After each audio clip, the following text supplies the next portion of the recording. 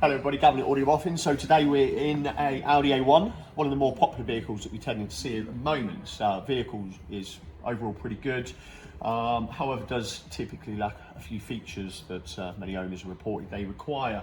One being Apple CarPlay Android Auto.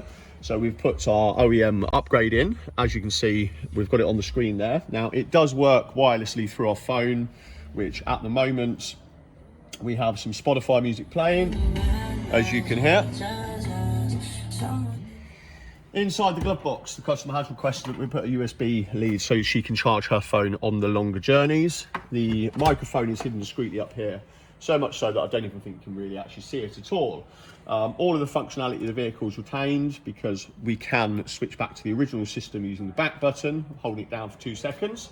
And then of course you can access all of your original car functions, radios and whatnot. Don't know why you would, but it is there if you need to.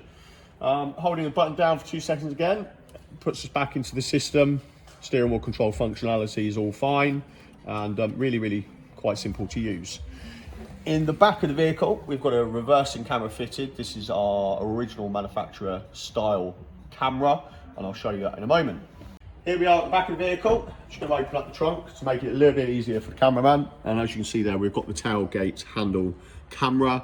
This is a direct replacement for the original tailgate. Gives a really good point of view. It's using a Sony CMOS lens, giving great night vision. And of course, once it's all sat fitted, it looks really like it should do from the factory. Overall, a really good conversion and well worth the upgrade and addition to the car.